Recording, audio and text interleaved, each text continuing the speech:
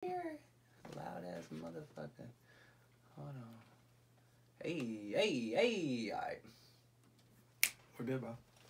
Hey, what's up, everybody? This is the Misguided Podcast, where we intend to guide you to a better future. My name is Mike Johnson, the Nigerian king, and I'm going to throw it over to my light-skinned, half black and white brother that looks Arabian, Juwan Rohan, to kick everything off. Look, everything, man. I am ambiguous. All right. How you doing, though?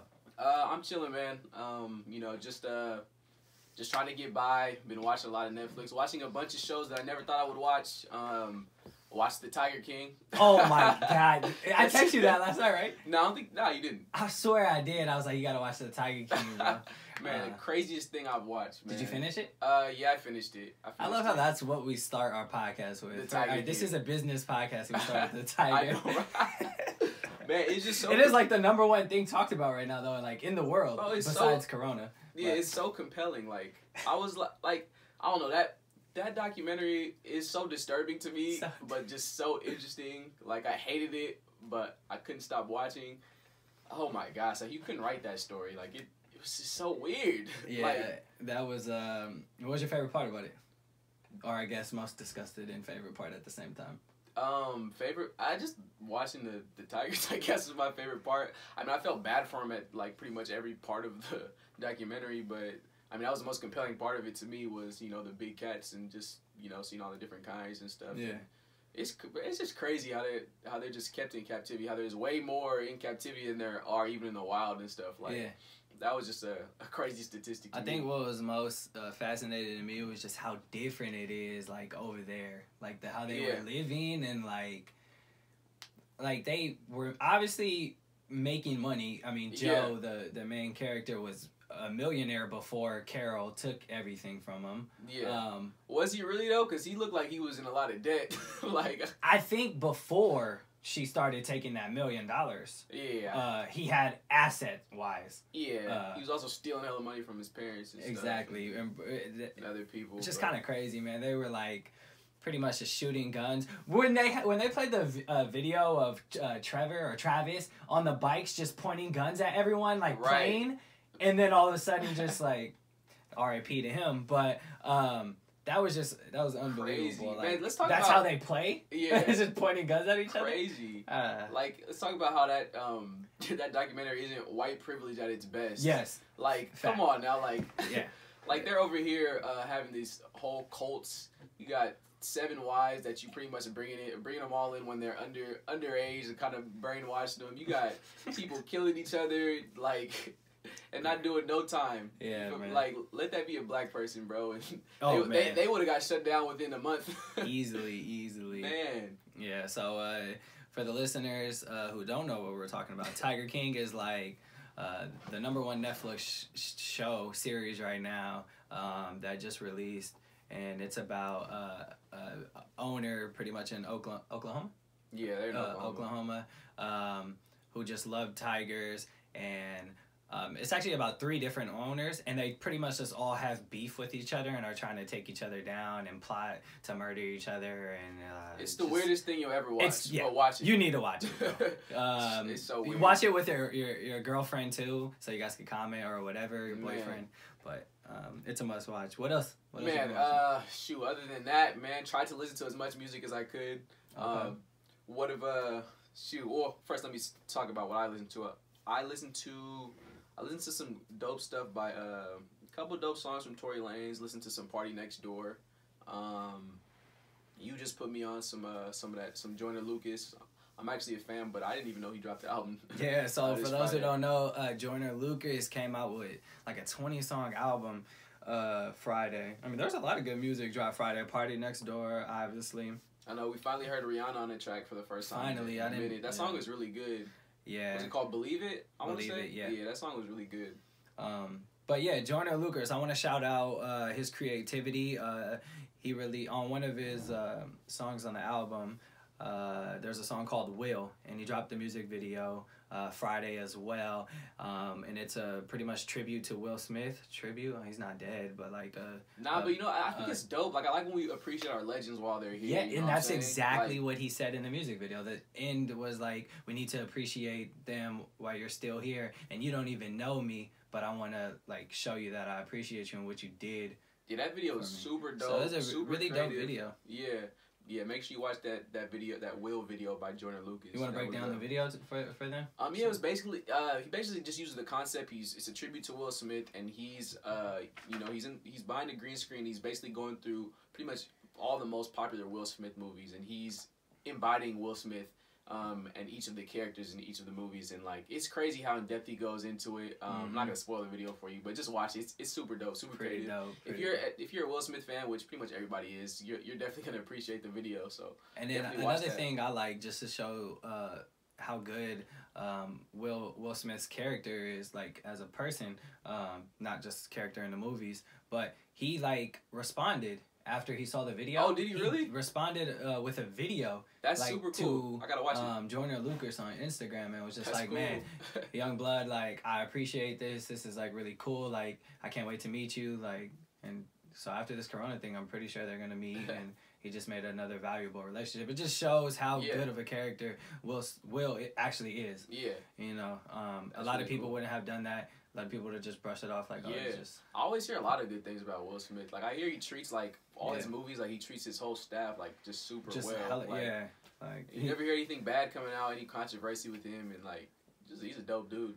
He really is. Yeah. So that's cool, yeah. We got Juwan Lucas, Party Next Door. Jessie Reyes, for those who like Jessie Reyes, she dropped an album. Yeah, big Jessie Reyes fan. She's dope. Her voice is very, very unique. It's unique. Yeah, could be sometimes a little overwhelming, I guess, but yeah, definitely not for everybody. But I think she's dope. She's kind of an alternative feel. I'll definitely recommend listening to her. Yeah, check her out if you can, guys. Her album's pretty good. I got Eminem on it. She's done a couple songs, like 4 that have been released for sure.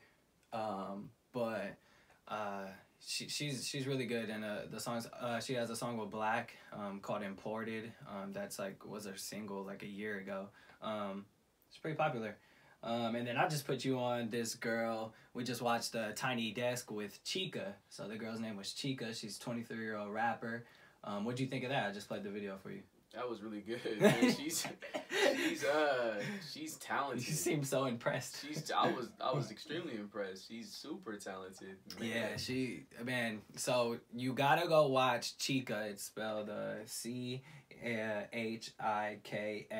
Gotta watch her Tiny Desk performance. It's 18 minutes, and she performs about like 5 different songs, and her flow, her delivery, what she's talking about is just so good. She's like a girl Biggie.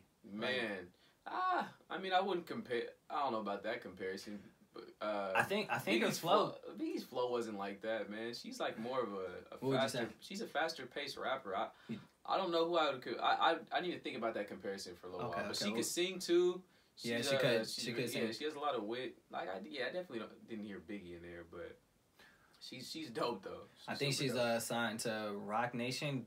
I could be wrong, but I only did a quick search. I think she's with Rock Nation, or at least she was at the Rock Nation brunch. I know for sure because she mentioned it in one of the songs. But yeah, check her out, guys.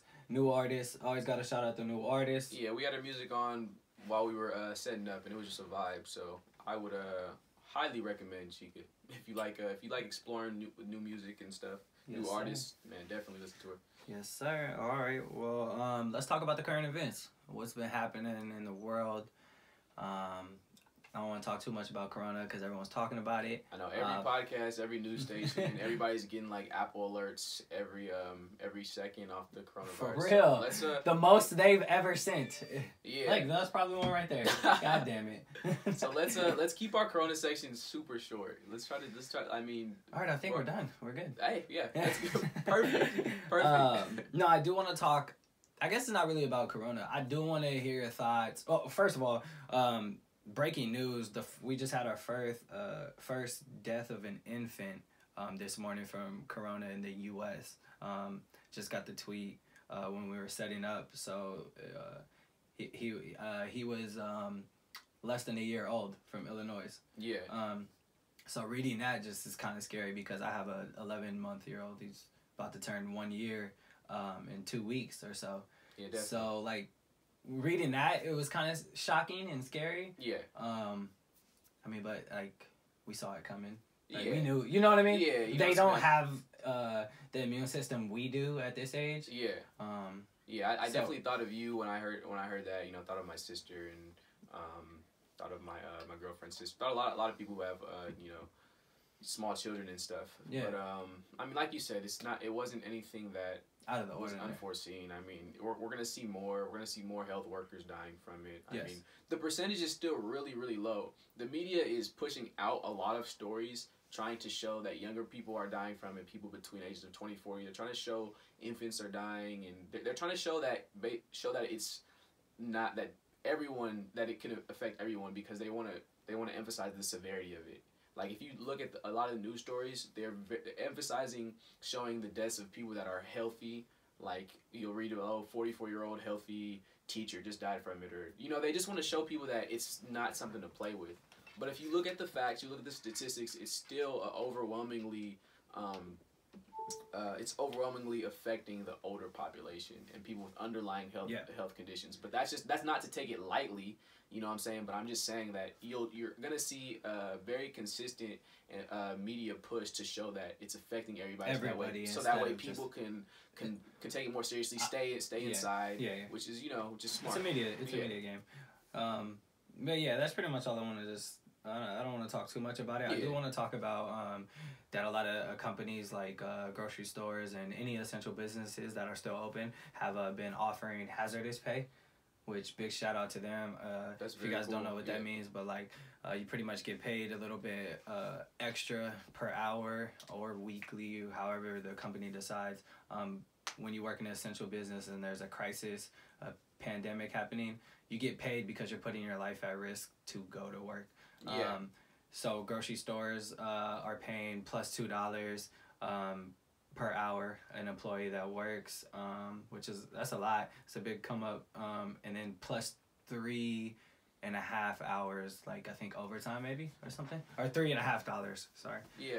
That's really good. Shout out to all these companies for valuing their employees' lives at $2 per hour. No, I'm just joking.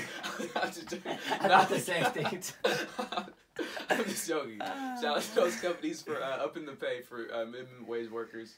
I'm just playing, man. Sorry, dark humor. No, but it sucks, bro. So I don't qualify for it. Yeah, that's kind of messed up. As a salesman, because Coke they're doing it, but they're doing it for their drivers, they're doing it for the merchandisers, everyone who doesn't get bonuses or incentive pays. Yeah. Which I get, but we're still putting our lives at risk. We're in every store. Every store. Around everybody. Like, we're pretty much doing the same thing the merchandisers do. Yes, that we doesn't make much sense to me. It doesn't, because you guys might even be more susceptible, because you're going to 10 different stores a day. And we could even be passing it along to more people than, like, exactly the normal driver would. The like, driver example, just gets out for a second. Exactly. For example, someone who works at, like, let's say, because I just met with somebody who, one of my customers who works at, they rented my car because they work at Home Depot to get to and from work. And they just did the same thing. They're getting a double pay right now. Yeah. So let's say someone who works at Home Depot, they're only, you know, putting themselves at risk at that one store. But you as a salesman, you're going to 10 different spots per day, so you're even more susceptible. So I don't really agree with that they're not giving you guys extra pay for that. That doesn't really make much sense to me. They broke it down to us. We got a conference call, and they're like, they read the way they did it was fucked up. They read the whole like thing from like the national Coca-Cola. They read the letter and pretty much said, all right, you will get $2 extra, blah blah blah. Yeah. And then our boss pauses for a minute and goes, yeah, but you guys have incentive pay, so this doesn't include That's you. messed up. And I was like, and it was just awkward silence for 2 minutes. Why'd y'all tell me that? Yeah, I was like, pretty much. We were like, why'd you call a conference call to tell us we don't get it? You could have just sent a text like, sorry guys, I tried. You don't get it. And it was just so messed up. Man, we need to change that. All right, we're gonna sign a petition right now. We're gonna start a petition right now. Get my boy Juwan higher pay, because he's risking his life out there every day. For real, man. Hey, but the facts though, I'm going into these stores and not even touching anything. You know, they expect us to merge. They want us to face stuff. Yeah, they want us to go in there. Okay, you don't want to. No, I'm not touching anything. I'm picking up like. pretty much the rules are just went out the window. Oh, absolutely. Because you gotta I'm not protect yourself, anything. protect your family. Yeah. But no, definitely it makes sense. The thing with is like we've been finding out, you know, that the coronavirus stays on certain material for a certain length of 9 time. days. Or Yeah. So that. plastic. I think plastic and cardboard were like 3 days, which is a lot. And guess what we deal with in our company? Plastic, bottles, and cardboard. Got you. You know, so it's like I'm definitely not touching anything. Yeah, so. Absolutely. But no, definitely thanks for the insight. I think that's a definitely good information for a lot of people to hear. But we are at time for our Corona segment. I think we went over. Yeah, we went over by I think 6 minutes. So let's lead us into the next topic, my guy. So I want to get into actually I want to just this has nothing to do with Corona, but door dashing and like all the delivery services are working like extremely hard, and if you get a chance, you know, tip them or anything. I saw Amazon, they're just working so hard right now. People gotta make a living. So you know, bring them out a coffee or whatever, tip them with a gift card, do anything you can, a beer, you know, whatever.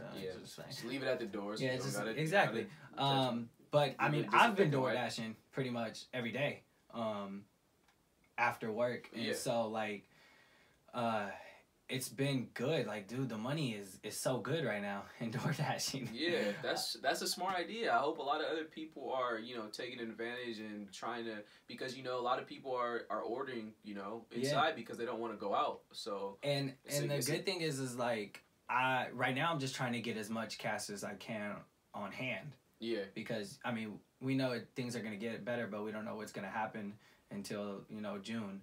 Like, Coca-Cola might just decide to lay off people for no reason. I don't think they will, but... but we have no idea what's going to happen. There's news every day. We have no idea what's going to happen. We just don't. Like, we don't know when the country's going to get back on track. But I think that, like, you should just really support your, you know, delivery people any way you can. And that's all I want to say about that. But, yeah, you got anything to say on that? No, I don't have much to say, but man, we can't escape this topic. We're probably gonna keep. We can't escape it. This sucks.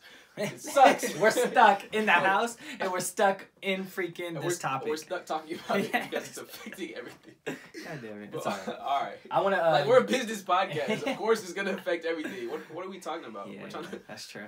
I do want to shout out our last podcast. That's weird, but I do want to shout out our last podcast because I learned a lot, and I'm sure our listeners learned a lot about Josiah talking about the money market accounts. Yeah, that was some good. That was really some good advice. information that was really good advice. Never even knew what. Yeah, I heard a couple people talk to me about that too, saying like, man, like I never heard about a money market account. So let's just break it down a little bit. Just I know we did on the last podcast. Just give it a little. Yeah, because some people didn't listen to the last one. Maybe some people maybe only listened to part 1. Didn't hear Josiah's take on it. So yeah, we go ahead and break it down for it, because I know you said you just now, or you're getting ready to go ahead and you know, create a money market account for yourself after listening to it. So pretty much, a money market account is pretty much just like your savings account at Wells Fargo, Chase, whatever you have, whatever savings account you have right now. Besides your checking, you have a checking, you have a saving. It's pretty much the same thing, but it's a mirror to the stock market. So your savings account, you have $1,000 in there, right? If you have $1,000 in a money market account, it kind of mirrors the stock market and grows over time. When you're at your regular bank, Wells Fargo or whatever, and you just have that regular savings account, it's about 0.01% growth that it grows. So it's literally like a penny, and you don't make anything. You'll see those random, like, it's like a plus penny that pops up randomly in your savings account. You're like, what the hell is that? That's your growth, which is terrible. But if you have it in a money market account, sometimes they offer 2 to 3%. Sometimes they can offer 3% at like opening. They, you know, they have deals and stuff. And so it's just a great way to have your emergency fund, which we're going to talk about today, which is why I wanted to bring this up, because your emergency fund should be something that you kind of just forget about that you have.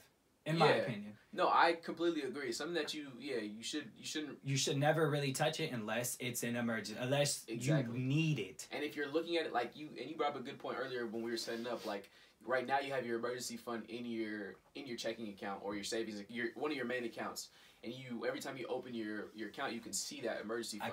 So kind of let you know that you have that money there, but you're trying to get out of that and put it in a separate account where you're not even looking at it, not even thinking about it. Yep. Exactly. You hit the nail on the coffin. That's what they say. Right? I think that's the same. No, but yeah. So like, I look at my Wells Fargo accounts every day. In the business and all that, savings account is all there. So it gives me my total net worth at the time. I don't want to see that. Right. I want to just see what cash I'm working on from check to check. Yeah. You know what I mean? I want my emergency fund to be somewhere else. So instead of me opening another Wells Fargo savings account, which will be under the same goddamn thing when I log in, I just go to Patelco or any credit union that has a deal right now. I like Patelco. Always going to shout them out. Hopefully they give us a sponsorship. One day, man. Huge. We see the right person. Bro, we talk about that like all the 16 freaking car notes under there. between our circle. Yeah. I have given Patelco so much business. For they real. need to give me a free car or a 0% interest rate. That would be amazing. But anyways, I'm thinking about going down to Patelco, opening a money market account, and putting my emergency fund into that account. That way, I forget about it, which it should be. And I just kind of wanted to shout that out before we dive into our Hella Misguided segment, where we're going to talk a little about emergency funds, a little bit about the recession versus what you should be doing after the recession, and just kind of touch up on a little bit of business stuff. So you want to break down the Hella Misguided segment? Yeah, great transition. Yeah, let's jump right into the Hella Misguided section.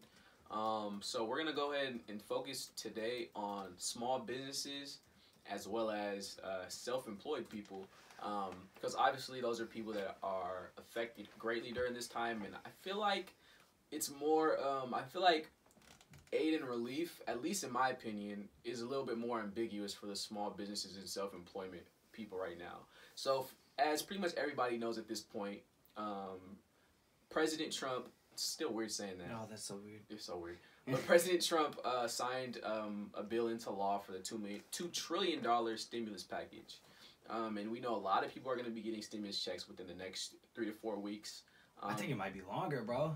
You think so? They said it was supposed to be April 7th, which that's definitely not happening. Definitely not happening. Yeah, but I think it might take like 6, bro. They said in 2008 it took like damn near 6 to 10. 6 to 10 weeks. Yeah, and then some people didn't even get it till 12. So it's gonna take bro. This is pretty much what the stimulus check is. Like, not to cut you off, it's just a bonus. Right. Don't. I know a lot of people right now who have been laid off and etc. But we'll get to that. They're probably like, oh, I can't wait to get this stimulus check. It's gonna help me pay this right now. It's not, because it's only $1,200.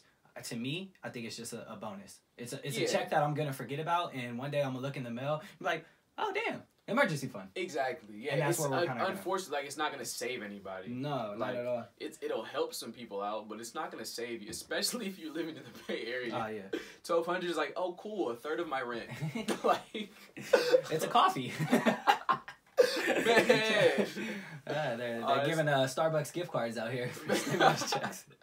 I think. Man, that's crazy. But yeah, if you everybody knows what we're talking about because most people probably live in the Bay, listen to us. But yeah, it's pretty much it's a drop in the bucket for us in the Bay Area. But I feel like you read the articles and it says, like, and don't quote me on this, but it's like $350 billion will be given to small businesses aid, but like I don't really know what that means. You know what I'm saying? Like, how does that affect me as a self-employed person? How does that affect me as a small business owner? Wait, they said they were paying small business owners for like what's like the thing? Of the $2 trillion stimulus package, I want to say about 300 or so billion. Like I said, it might even be more. Are going to small businesses. Really? What? Yeah. How do you apply for that? I don't know. I feel like it's Did kind of. they give any information? You don't.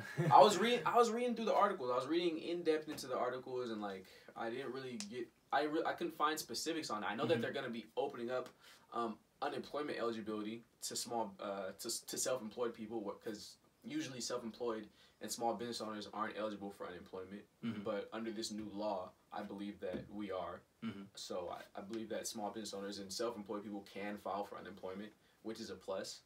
But I don't know if that's an indirect of the, like, I don't know if that's specifically what they mean by the money that they're giving to small business. So, like I said, I feel like small business and unemployed people it's kind of an ambiguous stage right now. You don't know if you're, and what I mean is I feel like regular Americans who work regular jobs, you know how much money you're going to get.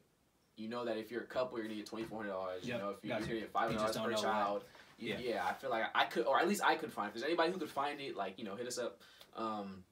You know, anybody who's listening to this, you know, give us, you know, they can put us on game about that. But I haven't found specifics on how they're going to help small businesses. I've seen companies like Facebook, and I signed up for alerts for them to, you know, once they come out with their details. I know they're doing a lot of aid with small businesses. So I'm hoping once they put out those applications, that's something that I'm for sure going to apply for. And, you know, I know, but I don't know what the government is specifically doing. I know that they're helping, but I just don't know in what way. Yeah. Probably nothing. Probably nothing. But, yeah, I mean, that's good. So, yeah, I would say use your stimulus check. How would you use your stimulus check? How are you going to use it when you get it? Because it's going to come in, like, June, pretty much, just assume. May, June. Right. So, so you're not relying on it right now. Yeah, I'm not relying about it. It's relying on it. Like you said, we don't know when it's coming. So once it does come, I'm probably going to put that money straight into paying my rent. Wait, you're not going to get, like, Jordans or something? It depends. What Jordans are out at that? Nah. Retro, the ones. Definitely not. But for me, my you know, not to brag or pat myself on the back, but both of my businesses are going really well right now.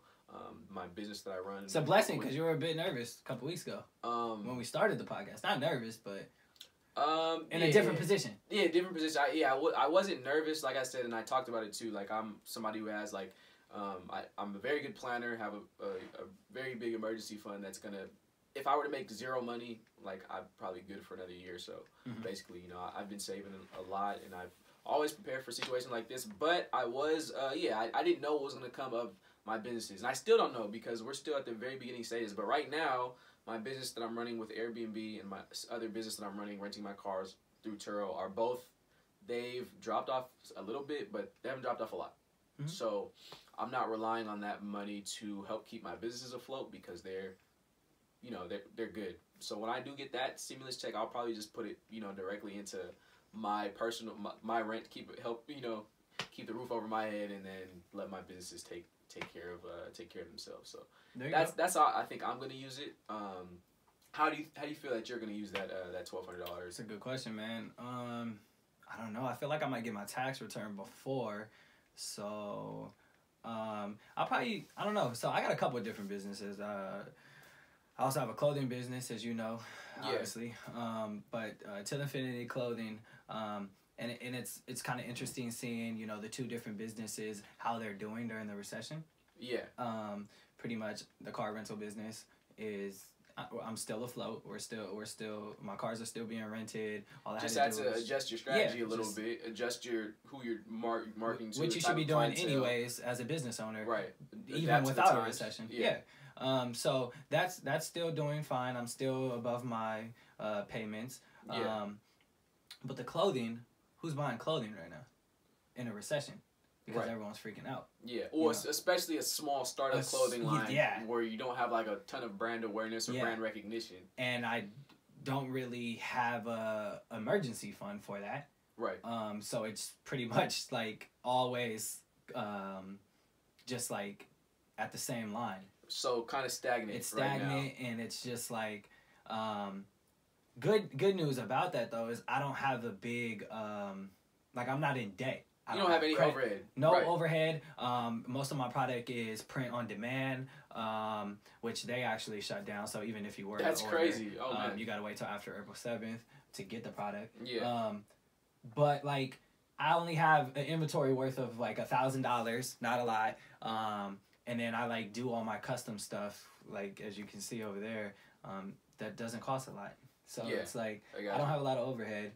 So I'm not struggling. It's just I can see the difference in the two businesses, and like obviously one's still doing well, the other one is pretty much dead right now. And I'm just trying to figure out how to overcome that, which the answer would be Facebook advertising. But I don't have that emergency fund to use towards Facebook advertising. So with the stimulus check, I'll probably just throw that till infinity.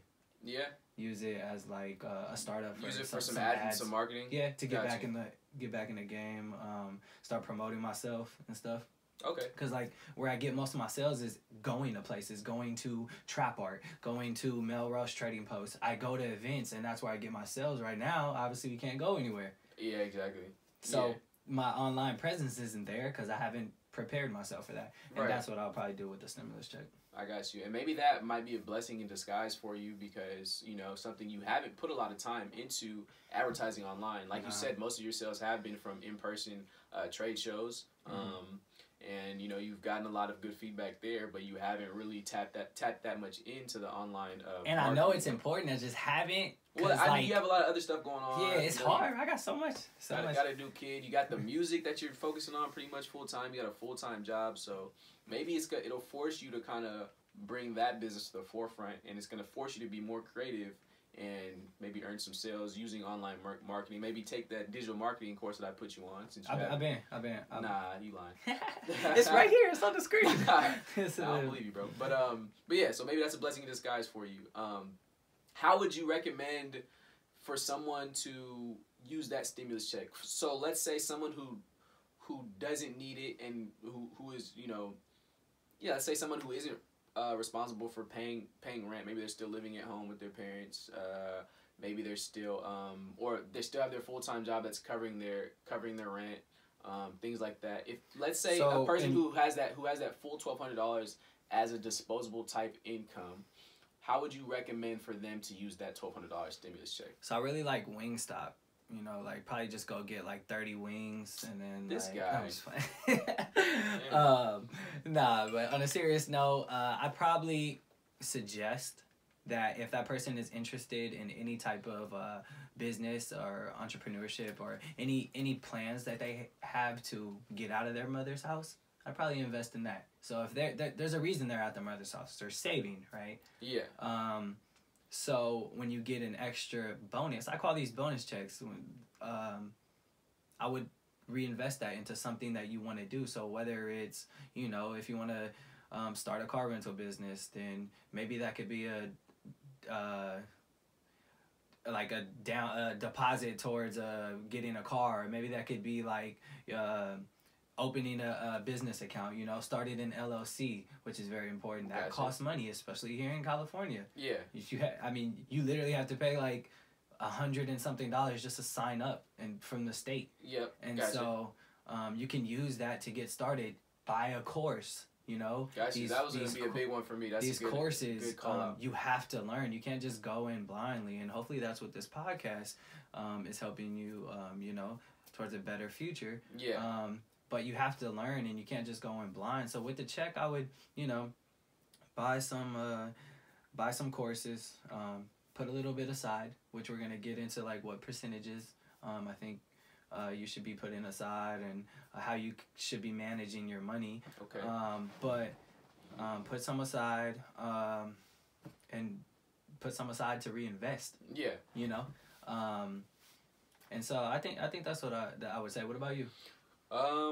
For sure. I missed anything? Good. Nah, I mean that was a good answer. I think you had a lot of good points there. So for me, and I'm speaking to people who can use this money as disposable income, people who aren't relying on this to pay their rent or for groceries, food like that, because your money that you're getting from this should go to your necessities first. 100% go to your necessities first.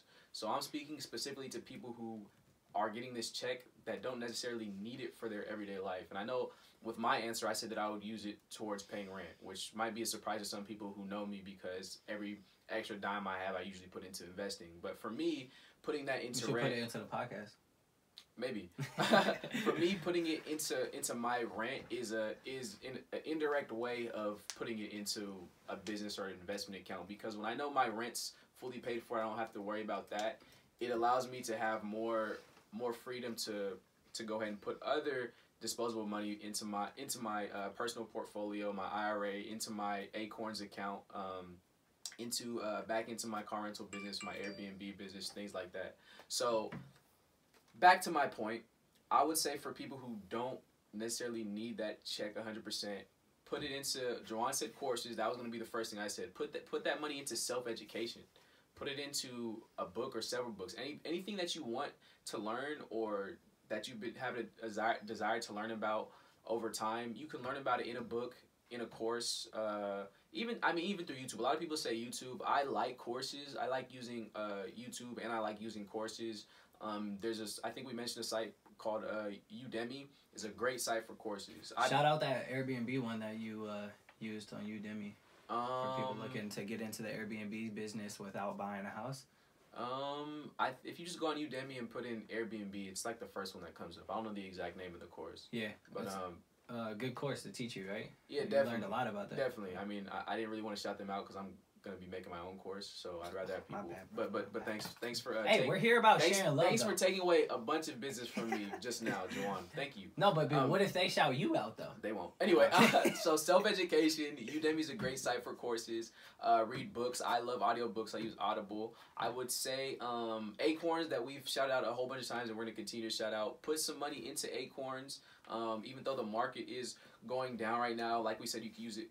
You can still use it conservatively, and your money's gonna grow over time. If you're not into doing that, use buy individual stocks. So that's a big one too. Do a lot of research on specific stocks, and I talked about a lot of good stocks that you can invest in the last podcast. So you can never go wrong with oil.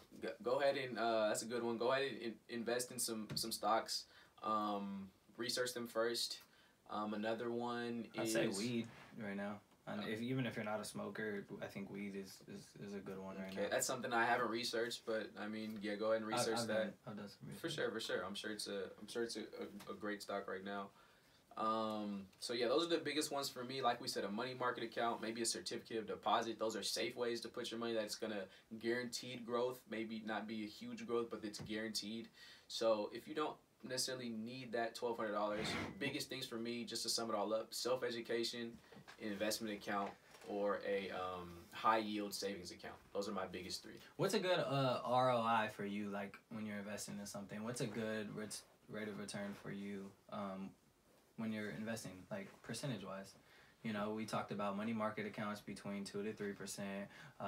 So if you're CDCs, investing, or for me, I think when you're beginning as an investor, I think any return is good, because as soon as you see a small percentage go up, that's when you know that this stuff it's working, and it's gonna make you more confident to put your money into other investments. So I think any rate of return is good. Obviously, you want to go for bigger. So the stock market, average rate of return over the last 100 years for the stock market is around 8 to 10%.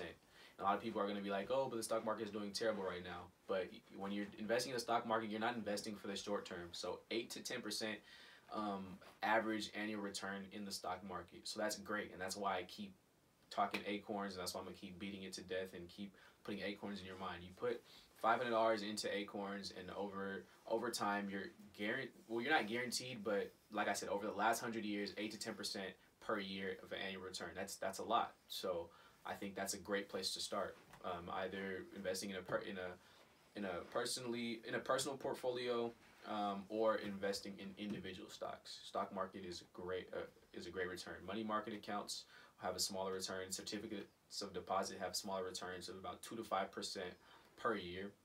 So those are good ones too. So to answer your question, any return is a good return, but the stock market is probably the other than real estate, is probably the best one. Real estate's not as easy to get into, but that takes a lot of learning, a lot of courses. Stock market or real estate, great returns. Nice, for sure. Okay, well, let's talk about as a company, how should you be managing your income? So let's talk about before recession, during recession, after recession. As a company, how have you changed your strategy as far as how you manage your accounts? Good question. So coming into this year was my strategy has changed drastically due to the coming recession, due to the crash and everything that's going on. So coming into this year, my strategy has been growth,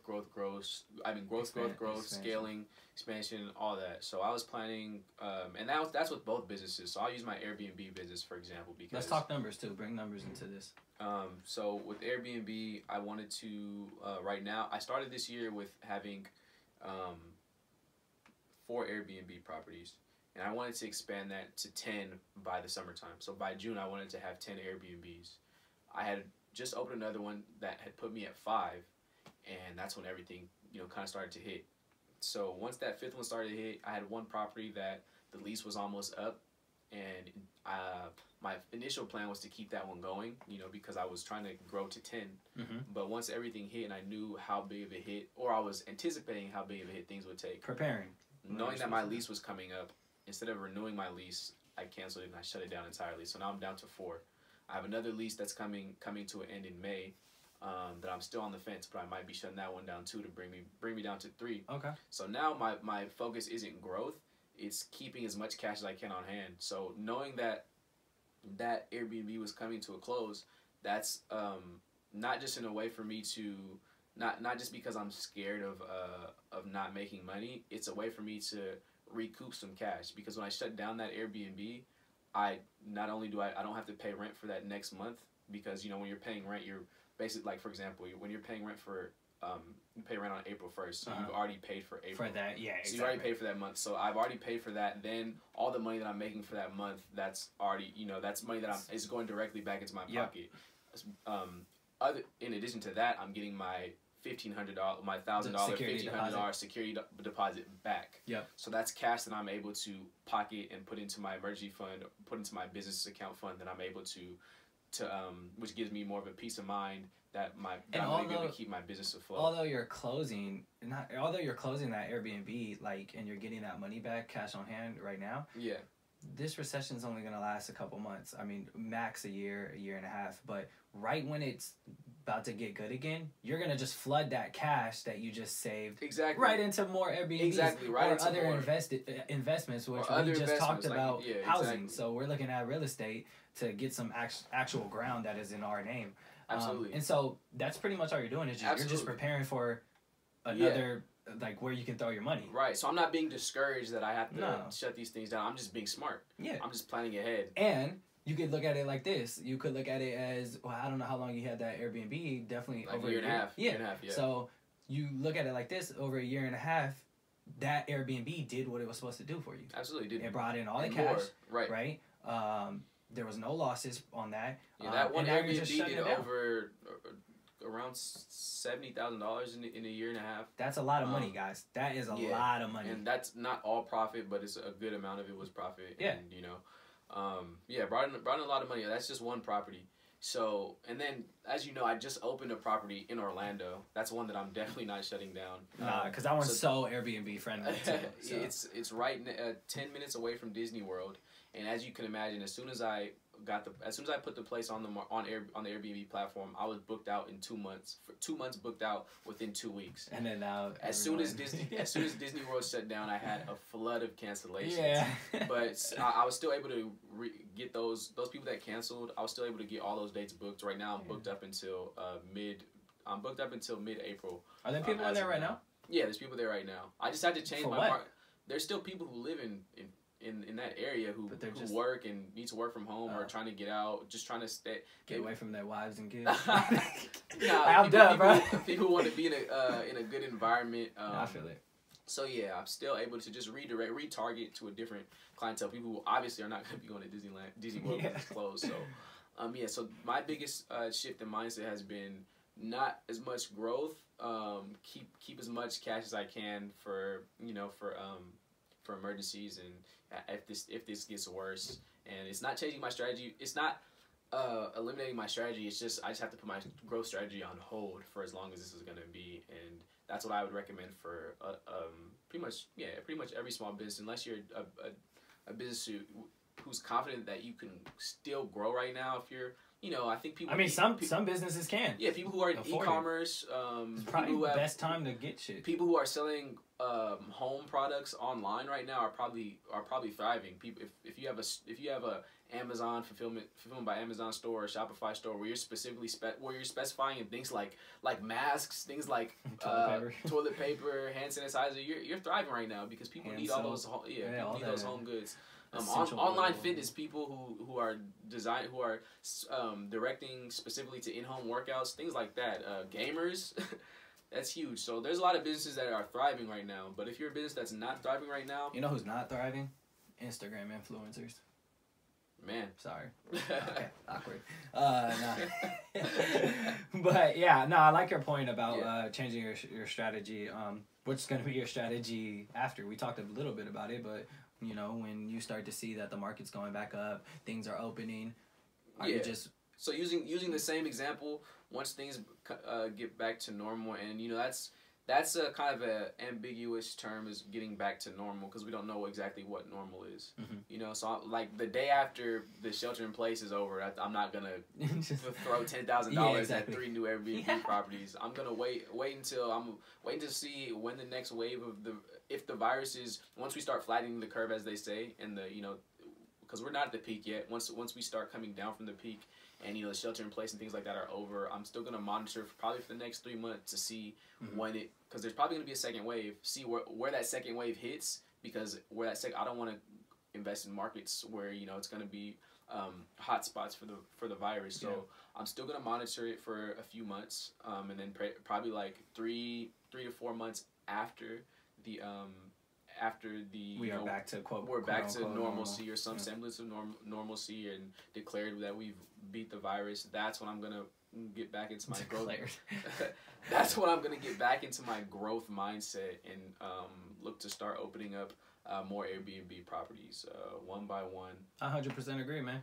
100%. Yeah, so that's my my theory on business right now. If you're a business that's not in position to grow right now, if you're being heavily effective, your number one thing I feel like is to keep the lights on. Keep the lights on for your business. That's where a lot of business fail. That's the title, bro. For sure. We gotta mark that. Keep the lights on. That's all you want to do. You want to make sure, like, if you're not profiting, whatever, but make sure that you're covering. Make sure that you're able to just keep the lights on, keep your business afloat, because you're going to be able to come out on the other side winning. True. And that goes for everyone. That goes for people in business, people thinking about starting a business. Yeah, people who are not in business. People who are not in business. People who just close their business. Like, wait until 3 to 4 months, I think, was a good time, until after we figure out what's happening with the world, to kind of reinvest. If you're thinking about starting a business and you're like, all right, so, April 8th, I'm cashing in on everything. That might not be the smartest idea. Definitely. So just think about it like this: if you're able to thrive right now, then you're doing really well. And that's kind of what my businesses right now are still turning a profit. And I hopefully that keeps going for the next 3 months. If you're able to just survive right now, you're still doing good. Yeah. Because if you're just able to survive and keep your business afloat, think about what you're going to be able to do once this is over. That's key, man. I'm glad you brought that up, because we did talk about, like, before we even started the podcast, we talked about that there are a lot of businesses and small businesses that are closing right now because they either don't have an emergency fund and they can't bring in the cash. But you just brought up a great point. If you are, breaking even, you're still winning right now. Exactly. I think that's a great point. Yeah, man, I think we should end that right there on that one. So yeah, guys, just for sure, sit down and kind of plan what your next 6 to 8 months are gonna be like, and actually write it down. Write some goals down. I like that. 6 to 8 months. Anticipate 3 more months of being in this virus. Yes. And then anticipate 3 to 4 more months after that of what you want to look like and where you want to be as a small business owner. And I think that will go a long way, especially, they always say when you write your goals down, it's a way higher percentage of you accomplishing it. Yeah. And especially if you're looking at it every day. And that's kind of what I want to end that on. Yeah. So that's good, man. I do want to talk a little bit about retained earnings, as far as your income that you get from your small business. I don't know. And specifically, what retained earnings are is they're the profits that you're making, that your company is making. So we're not talking about your gross revenue or gross income. We're talking about your actual profits that you're making from your business and how you're going to basically diversify that cash. Let's say let's just say one of my cars makes $1,000 a month and it has a $200 car payment. So now that brings my profit to $800, but I have to pay gas, or I might have to pay insurance, right? So just put $100 on that. Maintenance. We'll say that the maintenance cost is like $50 a month. Yeah, $50 a month. Now we're looking at, I think, $750. No. Now we're looking at $650. So that's $650 of retained earnings, right? Yeah. So that's your overall profit per month from that car. So let's say it's $650 every month. What percentage would you suggest that you put in each categories? And we're talking categories as far as reinvesting. So part of that $650, I want to put 10% to reinvest in another vehicle, right? I'm just throwing a random number out, 10%. And then what about retained savings? What are you putting away for your emergency fund? What are you putting away for yourself? Are you paying yourself if you're self-employed? If you don't have a Coca-Cola job like me, what are you doing? So break that down for us. Got you. And just not that this is matters a lot, but just because I would like to be as accurate as possible. But since Juwan is using a car example, and since he still has a payment on that car, it's not technically what we would call profit. It's what we would call cash flow positivity. So that's cash flow positive, but it's not technically a profit. But that's just in this sense where it matters. And if that kind of confuses you, you can hit me outside of this and I'll explain more. Well, I mean, we could easily break it down. It's called cash flow positivity because you don't own the car and you're still in debt, right? So it's just what that car is making for you, but you're still making payments on it. If you own the car, then it's profit. Right. So it just means because you're in debt to the bank. Perfect. Perfectly summed it up. All right. So anyway, so that $650 is Juwan's retained income for that particular car. I would say, since we're in this time right now, what I would do if we weren't in this time right now, I'd put a lot of that money back into the car, so that way you're paying it off faster, and then putting a small percentage of that back into your personal savings account or emergency fund. But right now, since we're going towards a recession, you want to keep as much cash as you can, as much cash as possible. So that entire $650 right now, for me, I would put into my savings / emergency fund. Okay. Do you have nothing into reinvesting for growth, nothing into any investment accounts. Right now, I think you want to be, if anything, I would say put maybe $150 of that, which would be, I mean, this isn't exact, that would be like 10-15% into investing into one of your investment portfolios, whether it be your IRA, 401k, personal portfolio, Acorns account, wealth fund account. That's if you're self-employed, if that's your only job. Yeah. So that's what I would say, and I would say put the rest into your savings, rainy day fund.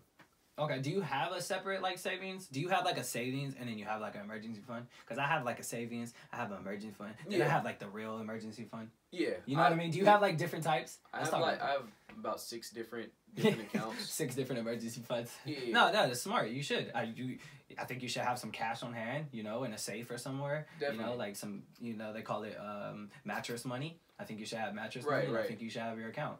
Right. And a different account with a different bank, and then another one with, I think just like they say, don't keep all your eggs in one basket when you're investing. Absolutely.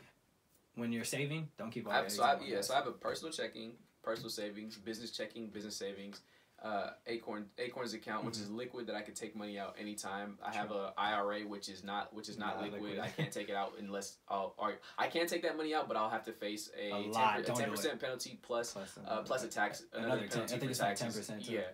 So it's down to 20. Yeah, and then I have cash on hand. So. Yep. Yeah. That's good. Good. So yeah, I think right now you should definitely be 100% saving. What about when? And then after this recession, and then I have lines of credit for business lines of credit and personal credit cards for your business. What about let's talk about after the recession. Let's talk about 8 months down the road. How's your retained savings and earnings looking like? For me, so in that same example, I would put I would say 300. I would say half, 50-50. So I would put half of that into my savings. Okay. I would put another. I wouldn't say half. Okay, so yeah, half's in the savings. So then we have half left. So we have 50% left. Of that other 50%, I would put, let's say, 35% reinvesting back into the business. Okay.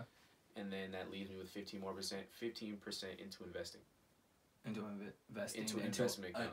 A Roth IRA or something like that. Yeah. So investing. When I say investing, it's I'm not specifically talking about anything you want to do. I'm saying any type of investment. Okay. Well, but I'm saying let's use this car example. Yeah. For this car example, where would you invest that that 15%. That 15%, I would invest some of it into my personal portfolio in Acorns, and then some of it into my IRA.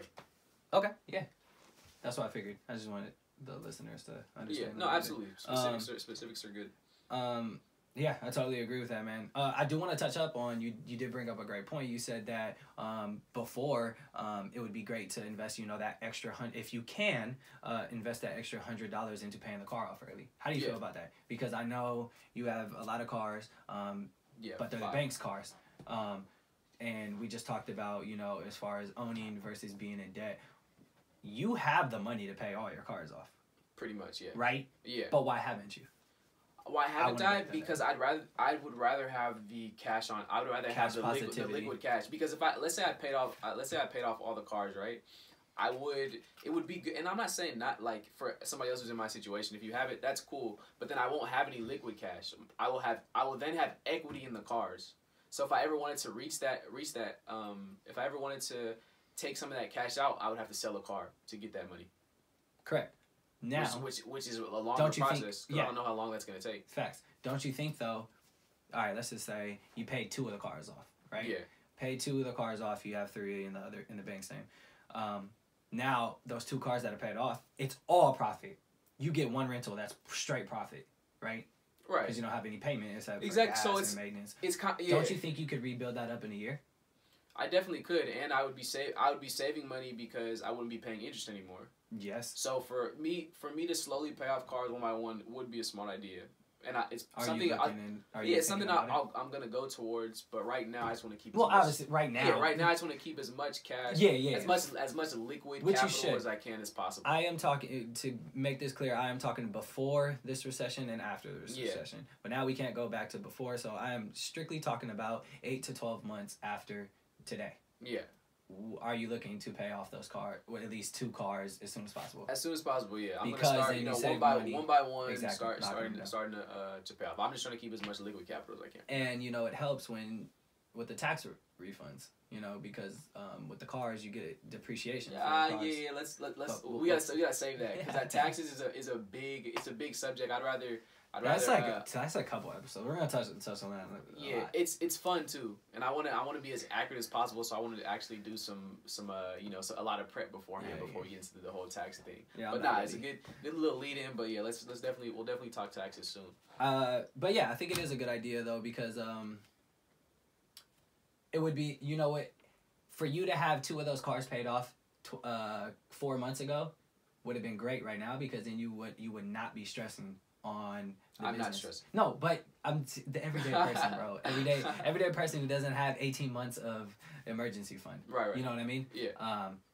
You wouldn't have 2 car payments with interest that you have to pay during this trying times. Although some of the banks are just extending it, which is good, but they're just extending it. They're not waiving it. Yeah. There's a big difference in that. You guys will have to pay that back. If you have a car payment right now and you called your bank saying, "Hey, I need some help," they are only extending your loan like a month or 2 or whatever. They are not waiving it. You still have that payment. Yeah, so, and the method, you going about like paying them off sooner and stuff, it's a great method. That's a method that I would teach to that I do teach to people who are coming at me and saying that they want to start their own car rental business through Turo. That's how I teach people to do it.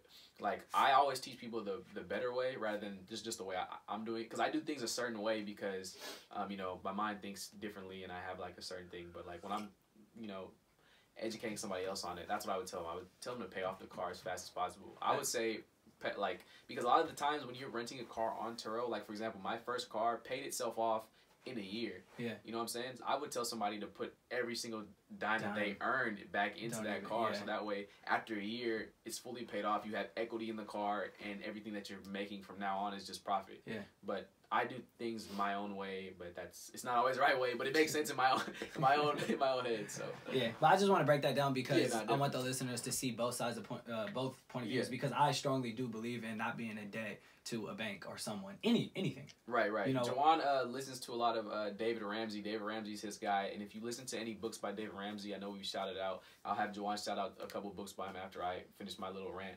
But David Ramsey is all about living a debt-free lifestyle. Me, I'm a big Robert Kiyosaki fan, the writer of Rich Dad Poor Dad. Who's the total opposites. Now they're total opposites, but Kiyosaki they both have the same morals as far same as morals but total opposite. So I'm more approaches. of a use OPM, other people's money, use cash flow. I mean, use debt to create cash flow and use debt to create wealth. I'm a big Robert Kiyosaki fan, so we're kind of we have the same long-term goal, but we have different ways of going about it. Yep. And that's why I think this podcast is perfect, because we do have the same goal with some different views on it. And it's funny because like I strongly believe in the Dave Ramsey stuff, but I also then believe in and can see and understand your way of approach and Robert Kiyosaki's approach and how it works. Yeah. I just think, and sometimes it kind of puts me in the middle, and I just think that there's different ways, you know? But to bring that up though, it's funny because this thing went viral on Twitter the other day where I think someone who gave 25 million, one of the billionaires, man, Facebook, no, someone gave 25 million to the coronavirus to help for research and extra beds and all that stuff. And they were like, yeah, but your company's worth 51. I think it was like Mark Zuckerberg or something. 51. Why couldn't you? That's all you gave. Blah blah blah. Right. But they don't understand net worth isn't cash on hand. It's all your assets and what you have. Right. You know, your assets minus your liability. Blah blah. We talked about that. A lot of these billionaires, they're billionaires because they're assets. They don't have $1 billion in their house. Yeah. And I think it's important for people to understand that because Twitter was going crazy. Why you can't give $1 billion? Why 25 million? Like, yo, 25 million on hand? That's a lot of cash he still has on hand. Yeah. Obviously he has more. He wasn't going to give his whole fucking earnings. Yeah. But like, I just thought it was crazy that Twitter was literally going crazy. This was like yesterday. Of why he only donated 25. I can't remember who it was. Yeah, a lot of people don't understand that. Like they don't. Like when it comes, like if you read a lot of books on stocks, if you listen to people like Warren Buffett, they literally preach like only to keep like 10% of your investments in cash. Yeah. Most of your investments should be in real estate, in the stock market. So when you have to get cash on hand, you have to sell stocks first before to get that cash back. You have to sell some of your real estate to get that cash. Yeah. Like most of your money should not actually be in cash. So, because, I mean, and when I say cash, I don't mean, like, literal cash, but I mean, like, even in your debit, I mean, even in your savings account and things like that. Yeah. Like, because that money you have on hand is not making any money. It's not working. So, they have all their money in assets because that money is working for them. That's true. And the only reason I brought that up was because it kind of just shows our point of views and kind of how they go together and then clash against each other. It's just because you talked about, you know, if you did pay your 2 cars off, I just keep using 2 as an example, you would have to sell that to get their cash on hand. Yeah. I just wanted to go back because the billionaires would have to sell their stuff to get that cash on hand to pay for to donate towards the coronavirus. And people don't understand that. And I just want to, so that is an extra step that you would have to take if you did have the cars paid off. But right now, you can't sell that car because it's not, I mean, you can. But nobody wants to buy a car right now. So it would be hard for me to access that liquid capital if I needed it. If I actually needed it. And to be honest, probably all our cars are upside down anyway. So you would have to use any of that savings that you've saved up to pay the difference between what you sell it for and what is owed on your loan. Right. And that's another topic as well. Yeah. But when we say a car is upside down, it's pretty much the difference of what the car is actually worth on Kelley Blue Book and what you sell it for versus how much you owe to the bank versus on the interest that you have left. Right. But that's also, and that's another tax thing, that's also money that I have back because I claim the depreciation as money that I get back in taxes. Exactly. So, well, that's a whole nother subject. Anyways, I think that wraps up our Hella Misguided section, man. Yeah, definitely wraps it up. I just said definitely like 3 times. My bad. Yeah, that definitely does. But hit us up if you have any questions at the Misguided Podcast on Instagram, Twitter, and Facebook. And you could Gmail us any questions at the misguidedpod@gmail.com. Now we're going to move on to our guided conclusion section where we ask each other one question. It could be random, it could be serious, it could be funny, it's whatever. But it's a question to give you an idea of who we are as Michael Johnson and Juwan Rohan. What's your question for me this weekend, bro? I think actually I went first last time, so you go ahead and ask the question first. Dang, bro, I was hoping to go because I ain't got a question. On the fly. No, so this is random, bro. I'm going funny this weekend because I felt like last week it was a little downer question, right? Or the week before that. This I'm going. All right, it's a would you rather. All right, would you rather always be 10 minutes late to everything? Yeah. Or would you rather always have to walk behind someone who walks like a little bit slower than you walk? So it's annoying, but it's just a little bit slower. It's like from her whole life? Anywhere I'm walking to? Anywhere you're walking to go get coffee, walking to a meeting, or would you always be, you know what, not 10 minutes, 15 minutes late? 15 minutes late. Why?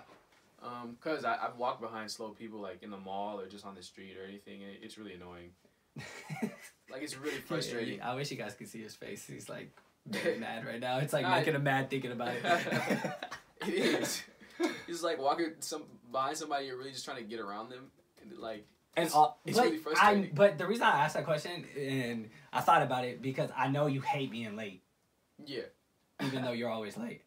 I'm not always late. I'm not always late. Nah, but he was actually early today. I'm early every day. You told me to come later so I know. you have more time to sleep. What are you talking about? I get here at 6:30 and but this you guy were told always me late. to come at 8:30 because he needs more He sleep. didn't get at 6. No, not today. I'm saying in general. All right. First of all, though, but every time we go out or something, you're always late. But that's different. There's no designated time to go when you're going out. Yeah, all right. That's why I never want to be the first person at a club or a bar. Like I would like to be late to those kind of gatherings. All right, to be clear, he's not late like during business meetings or like to anything exactly that important. I mean, I think I would be important when we're about to go out and have fun, but he's always late when we're like, all right, we're going out. Can you be at the house at 8:30? This boy shows up at 9:45. Like, y'all called an Uber yet? But all right, what's your question, man? Man, all right, my question to you is, I would say, this might be tough. You might have to think about it a little bit. But in the last, I would say 3 years. Nah, let's go back. Let's just do a full 5 years. What do you think has been the best year of? Well, we'll go through a specific genre. We'll say hip hop. What do you think has been the best year of hip hop music in the last 5 years? What year is it? 2020, 2015. Oh, damn. 2018 sucked. 2019 sucked. This one's probably gonna suck because of everything that's happening. I wonder if Drake's still gonna drop, actually. He probably will. Yeah, it probably will. We did just have the Weekend and Party. 2020's actually not that bad with music. Yeah. But 2015, damn, I can't remember. And you don't have to be spot on with the year because it doesn't have to be like just 20. Like if the album came out in like end of 2016 and then trickling into 2017, that still counts. You know what I'm saying? But dude, I don't even know what albums came out in 2015. Albums in 2015. I'm Googling, guys, because this is a hard question. He was right. Damn. Man, you can't. Do you remember any like good artists that came? Wait, I think I was still in college. Yeah. I'm trying to think what we were slapping in college. I feel like we listened to weird music, so. Damn. Come on, man. You on the clock. You're on the clock. I am, guys. All right, I'm gonna go with mine. I'm gonna let you think about it a little bit. Yeah. Mine is 2017. Was Why? the so one of my favorite rap albums of all time. Not my favorite. My number one rap album of all time is College Dropout. But one of my favorite albums of all time, probably second, was that Damn album by Kendrick, and that came out in 2017. So 2017. Wait, what? That was 2017. We were in Mexico, bro. Exactly. That was your one to Cabo. Amazing stories in Mexico. So 2017. Damn came out by Kendrick. 444 by Jay-Z came out, which is epic. More Life came out, which wasn't Drake's best album, but it was really good. Views came out. Wait, what year? 2017. Oh, okay. Big Fish Theory, Vince Staples, I'm a huge fan. Culture by the Migos came out. I hate Tyler, the Creator. He came out with the album, though. A lot of people like that crap. All American by Joey B. I love that album a lot. What else came out? I Decided, Big Sean. And then I'm a Logic fan, so Logic came out with Everybody that year. Hendrix, Future came out, which is pretty good if you're a Future fan. And those are some of the highlights. There's a whole bunch. I'm over here on Google. There's a whole bunch that came out that year, but those are my top ones. So, all right, 2017. Okay. Big year for hip hop for me. In the last 5 years, I'd say that it was the best. All right, I could low key agree with that. I'm gonna go with 2016 though, because Chance the Rapper came out with Coloring Book. Solid album. Kanye really came out with The Life of Pablo. Beyonce came out with Lemonade. Not hip hop, but we'll give it to it. Come on, bro. Nah, that was hip hop. Now you're right. Get out of here. That was uncalled for. Sorry, Definitely guys. Uncalled for. Anderson .Paak, I'm a big fan of him. Came out with Malibu. Rihanna came out with Anti. I don't remember that one, so I don't really care. Views though, Drake. I really like the album. Did you? Views were solid. Yeah, he comes out with an album every month. He's just amazing. Kendrick Lamar came out with Untitled, Unmastered. That wasn't. Yeah, it was. Come on, that wasn't dude, an album. you won the damn one. That was huge. Dude, we used to listen to that song every day. So we were big fans of that. But the Views is a killer for me. The Chance the Rapper. Man, there's a lot of good. The Weeknd came out with Starboy. That was huge. Starboy was one of my favorite. That was albums huge. of That all was time. 2016. I wouldn't call that hip hop though, but we could veer off. That's fine. Okay, well, YG came out with Still Brazy. I actually didn't like that. Actually, no, I did. For sure. But all right, so Juwan says 2016. I say 2017. Highlights of 2016. I feel like Damn, 444. Just those by themselves are all time albums. But I think Kanye's Life of Pablo can compare with 444. I don't think Life of Pablo is an all time album. I think it's good and it's cool, but I don't think it's an all time album. 444 is an all time album for me, like an all time great hip hop. What do you mean album. Like an all time great hip hop album, like. Damn, I'm not even a Kanye fan, bro, and I think The Life of Pablo is actually really good work. Life of Pablo wasn't even his. It's not even a top. Right, well, you know why? It's because I hated everything he released before that, like that 808. That's true. That Life of Pablo was like finally it was good Kanye. It the was the graduation Kanye. Yeah, it was like finally he's like making good music again. Yeah, so I get you on that. But just in comparison to all his work, it was not even a top 3 Kanye album. But I'll give you that. I think 2016 was a good year too. Yeah, both. Definitely 2018 sucked and 2019 sucked. And I can't remember 2015, so I'm going to stick with my answer. For sure. Good answer. So that's a good question, man. Well, that wraps up our episode number 6. I hope you guys enjoyed. Please email us with any questions, themisguidedpod@gmail.com. And you can hit us up on Instagram, Facebook, Twitter at The Misguided Podcast. We'd love to hear back from you guys and hear your feedback on the podcast and what you want to hear, because I mean, we're not just sitting here talking because we like talking. we're actually trying to educate and want to hear your thoughts. So definitely, we're growing super slow, but we're growing. And shout out to anybody who's listened to us from the beginning, because this is it's gonna get bigger. We got something good here. It might take a year, might take 2, 3, might take 5, but we got something positive. We got something that's gonna be really good. And thank you for listening.